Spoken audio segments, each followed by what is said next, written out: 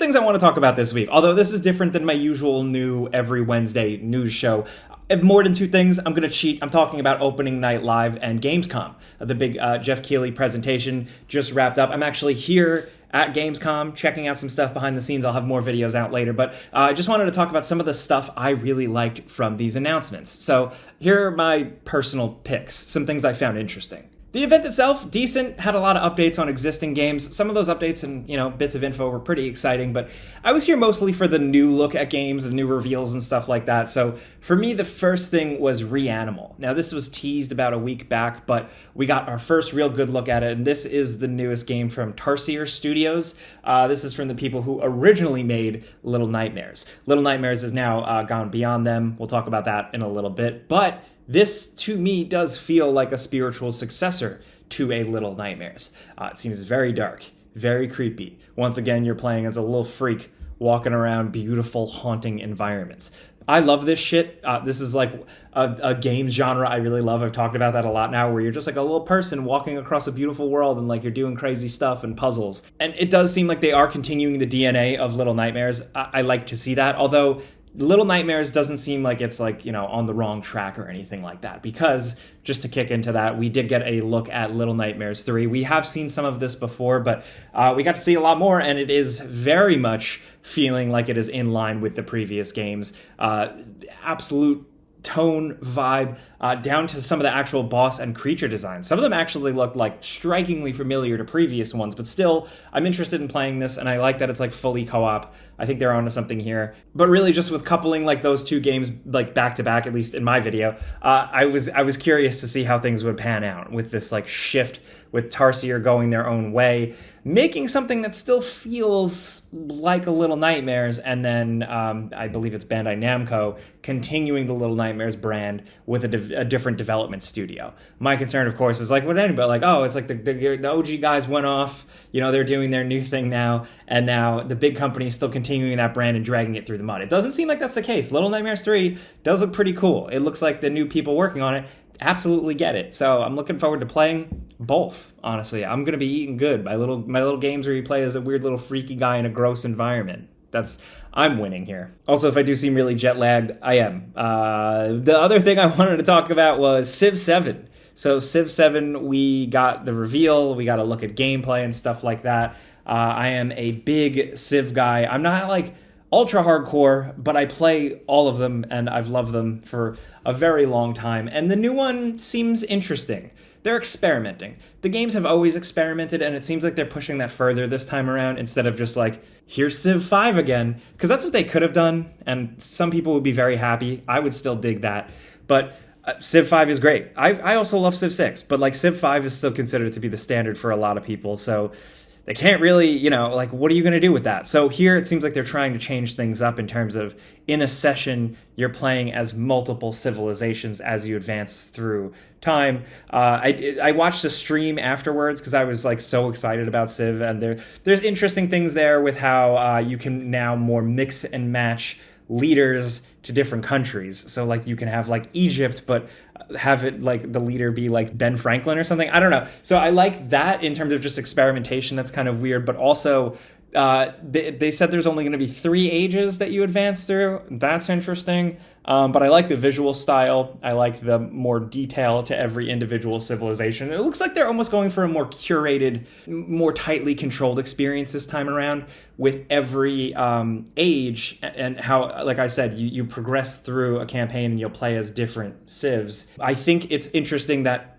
when you're in a chunk as a civ, everything around that map, everything around that world reflects that civilization, like the biome, other allies and other places nearby. So I think that's kind of cool from a curation standpoint, like on their part. But, the one thing I actually expected them to hit on more is the fact that, like, okay, if you're advancing and there's this cool shakeup because it's like, oh, you're carving a path through history, right? And you're playing as different civs as you jump.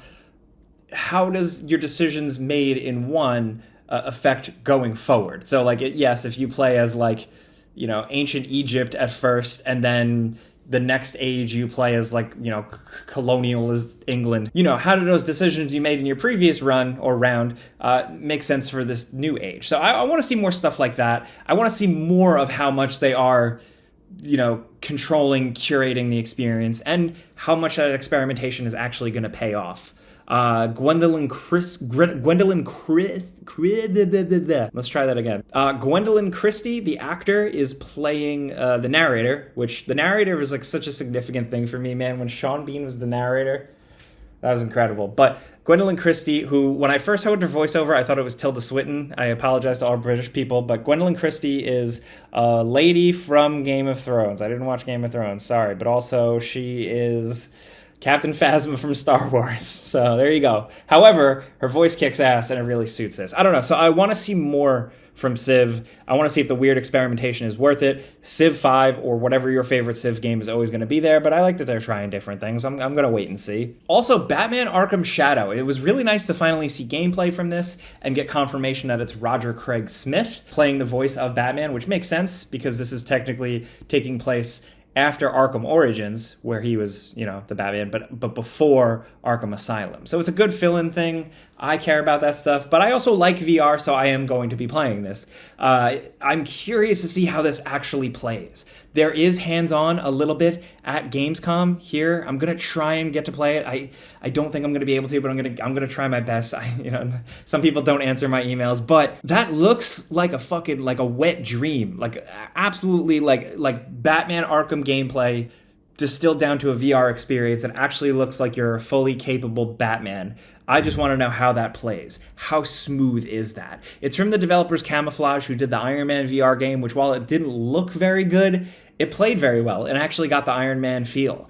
So I'm really curious to see if the lightning can strike twice here, because this is incredibly ambitious. Just seeing kind of free flow combat kind of adapted to a VR type experience, where VR combat is still often sometimes very give, exchange, turn. So I'm curious to see how that's going to go using gadgets mid-battle, how easily they're going to be selectable, the grappling hook pull, stuff like that, and then what the rest of the game really is. We got glimpses of investigations and stuff, but I'm just curious to see how compelling they are from a narrative standpoint, because that's always a big part of it for me. Like, the Batman mysteries are cool. Like, yeah, it's fun to take out tech and tools, but the actual mystery or the story behind it is what I also give a damn about, especially if there's going to be a VR headset strapped to my face. I better be hooked. Still, all things considered, it's looking way cooler than I expected, so I'm excited to see more, and I'm glad it's dropping this year. Also, just a quick mention, Borderlands 4.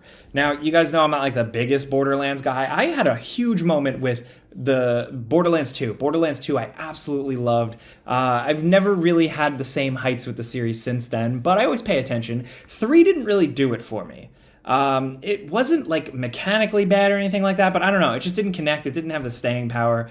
And I'm really curious to see what 4 brings. I'm just genuinely curious, because the trailer, we got nothing. It didn't show, it just announced it, and that was it. It kind of looked like a planet doing a multiverse thing. I don't know. Look, I'm not very good with Borderlands lore. I just kind of played it to shoot stuff. I'm curious to see what this is going to be. Like, the trailer felt very serious almost. It was like, I'm wondering if there's going to be a tonal reset or something like that. Are they going to continue that humor, that style, that vibe, those feelings? Because some people are, pretty dried up on that type of humor, that type of, I don't know. So I'm curious to see what they actually do with it. The trailer, to me, I took a hint that things are changing, things are going to be different world, different setting, a kind of robotic arm picking up a Borderlands mask. So new species, new timeline, I don't know, but I'm curious to see what's going to happen. Next up, this video is sponsored by Helix Sleep. They are offering you guys an exclusive discount this month. 27% off your mattress purchase,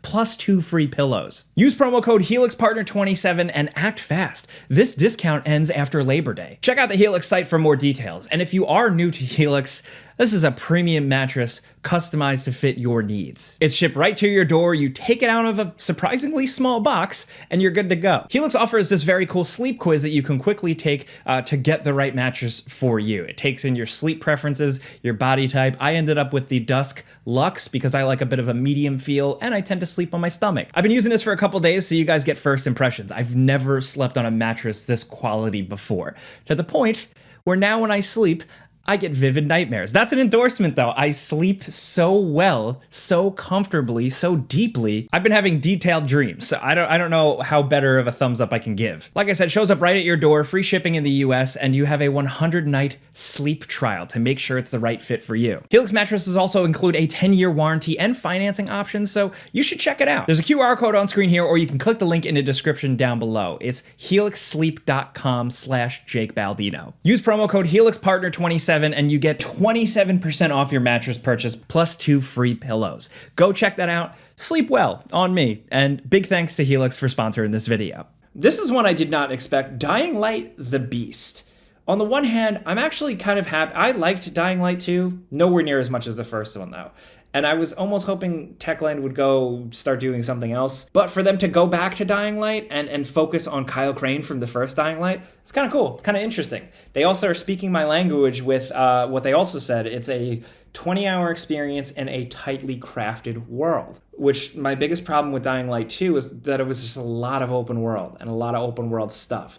The first game had the feel down just right, like the size to quality to content ratio. So for them to go back to that methodology, I'm definitely down. And for like a tight 20-hour experience where it's, just good, awesome, gripping, zombie chases, an interesting main character again, because I liked Kyle Crane from the first game. Again, this is another one where the voice actor is Roger Craig Smith, and I'm just a fan. But I don't know, it's just a cool move. There's like normal guns again, a lot of interesting scenarios and set pieces and stuff. So I'm in for that. Almost kind of serving as like a nice palate cleanser after Dying Light 2. Again, I liked it, but it wasn't like 100% my thing. This looks like something I'm even more down with playing. Also vehicles, again, like the Dying Light 1 expansion. So yeah.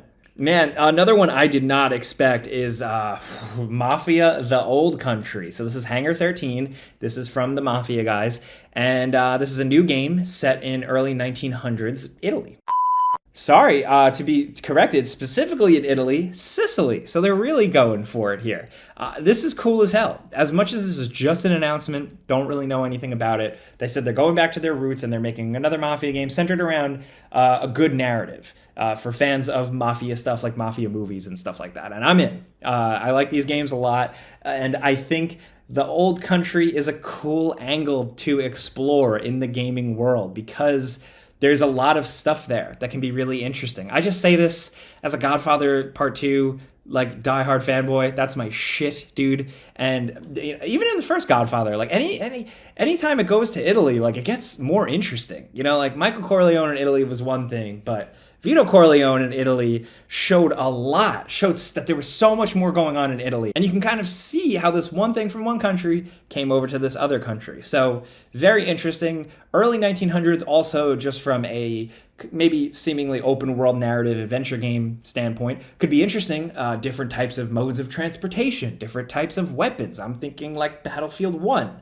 and how refreshing that game was because the technology was different. The vehicles, the weapons, the setting, stuff like that. So I am really, really excited for The Old Country. I think it might be like up there, my most anticipated now at this point. Like I said, I'm jet lagged, I'm tired, so I'm not like, oh my God, you guys. But yeah, I am about this. As soon as I saw that, I was like, oh, that's what I need. That's what I need, baby. Now, the last thing I wanted to talk about was Indiana Jones. Good old Indiana Jones. This got a bit more of a trailer showing a little bit more gameplay and stuff like that, narrated by Troy Baker. We got a release date now of December, with it also coming to PlayStation 5 seemingly in early 2025, like spring 2025. I didn't expect that, but that's the way things are going, I guess, with the whole exclusivity thing and Xbox. And we can unpack that in another video. But I do want to say I got to see a lot more of the game, like different gameplay sequences, extended sequences, some stealth, some exploration, some puzzle solving. So I got some details for you. There is combo-based combat, like you're blocking, you're deflecting. There are combos you can do. There are also finishing moves. There are stealth behind attacks. There's also kind of a progression system, interestingly enough. And I'm just kind of like dumping this information out. But yeah, the progression system I didn't get to see too much of, but you can apparently collect these kind of like adventure style booklets or pamphlets in the world that will give you I don't know if it's points or something to unlock more abilities. I haven't seen a lot of what these abilities are. I don't know how in-depth they're going to go, but one we got to see was called True Grit, where the ability was essentially like an extra life, where Indy would get pretty much knocked out, but then he'd be able to get up, wipe the blood off his lips and keep going. So that's cool. Machine Games did also say this is their biggest game that they've worked on yet, in terms of I assume size and everything. The Wolf games aren't massive, but I was interested to hear that, because when I first saw this game, I actually expected a very small experience, but we got to see kind of different areas, levels. There are some areas that are very small. There are some areas that are a little bit more explorable. Like a bigger jungle setting with a couple of different dead ends and stuff like that. A marketplace kind of hub area where you can speak to people and get little side activities and side diversions and stuff like that. So there is a bit of freedom to explore, but it's still like a narrative Indiana Jones adventure. A lot of it is kept track. He's got a little bit of a Nathan Drake style book, and taking photographs. Indiana Jones taking a bunch of photographs. It's kind of interesting. You get lore. Apparently, it actually also is for progression as well. It's for moving forward in the game. Sometimes you have to take pictures of things. And the character that accompanies him, the woman, is a journalist, I believe, which is pretty interesting. I think that's a cool angle. I think Indy hasn't always been followed around by the most interesting characters, but I think that's an interesting angle when you pair up an archaeologist explorer guy with a journalist. I don't know. There's something there. The whip seems like it's used a lot, for, throwing it up and then pulling yourself up a wall, for triggering and activating things, for combat, for getting over cliffs and stuff like that. But I also saw other means of navigation, finding old shit. He was finding old, spikes or old, spears that tribes had thrown. And, he'd take one and throw it into a rock face. And then you had a new bar you could jump and swing on. So very basic traversal platforming stuff, third person shimmying and climbing. The game had a lot of DNA of Chronicles of Riddick. Just the way it felt, the size of it, the way the hand-to-hand combat worked, the third-person, first-person camera transitions. Now, I say that as somebody who still just wanted a third-person Indiana Jones game, but now that I've seen a little bit more, to see that it have that Riddick feel, I like that. Of course, this game has a lot of people who worked on those games, so that identity is legitimately there. So that had me excited. Once that clicked for me, I was like, oh, okay, that's pretty cool. I'm curious to see how much the side stuff is going to keep us busy. The one example I saw was on a main area thing, you'll find a key, but you don't know what it unlocks. So it's about you kind of wandering around, backtracking, going down an alternate way to figure out what that unlocks, stuff like that. But also, the developers did say that you can perfect stealth an area. I'm very excited to see how we can do that. They did say that the gameplay loop mostly goes down to you scouting out an area, seeing who's around, trying to sneak through as much as you can, eventually get caught, and then it's a desperate punch, run, jump type of thing. I need to see all that go down organically, a player messing that up, to really see how it goes down. A carefully curated gameplay video can only show any of us so much. But yeah, the fact that maybe you can stealth a lot sounds kind of fun as a player of stealth. But other little things, there is going to be difficulty scaling for combat and puzzles. So if you just don't have a good brain, you can, turn down the puzzles if you need. Also, that the developers were able to meet with Lucasfilm on a weekly basis and have access to all the Lucasfilm archives and stuff like that, which is good. They should have that. That makes sense. So again, I've seen more of this game. I cannot tell you whether or not it's going to be good yet, because I still haven't got my hands on it and played through the entire game or anything like that. I'm cautiously optimistic, mostly because I like what Machine Games does, and I like that this game kind of reminds me of Chronicles of Riddick. Indiana Jones, but Chronicles of Riddick. I don't know. That's a very Jake-ass thing, so I'm in. But we'll see how it releases. It is seemingly squeaking by at the end of it's a December game. Sometimes those get pushed, but we'll see. Every year there's an end-of-the-year surprise, a last game. Last year, it was Avatar Frontiers of Pandora releasing at the end of the year. I like that a lot. Maybe this year it'll be Indiana Jones. Fingers crossed. I would love to see Indiana Jones. I'm just rooting for this because I would like to see Indiana Jones live on in video games. I'm done with the movies. So, and everybody kind of is at this point, whether it's making them or watching them, whoever. So yeah, I'd like to see the adventures continue in games like they used to in the old days, Fate of Atlantis. Anyway, I've talked a lot. I need to go to bed. and do more Gamescom. So thank you if you've been sitting around listening to me ramble about this stuff. These were just some of the things from Opening Night Live that I just enjoyed, some things I wanted to pull out and talk about and pick apart with you guys a little bit. But I would love to know some of your favorite announcements soon. Was it from Opening Night Live? Was it from, another thing, another event announcement, anything like that? I want to hear what's interesting you right now around Gamescom time. If you see me out on the show floor, of course, feel free to say hi. I would love to meet you. But yeah, let me know what you think about this stuff in the comments. Clicking the like button does help this video. Thank you, because I'm just a guy talking about shit I like and stuff I find interesting. That's it.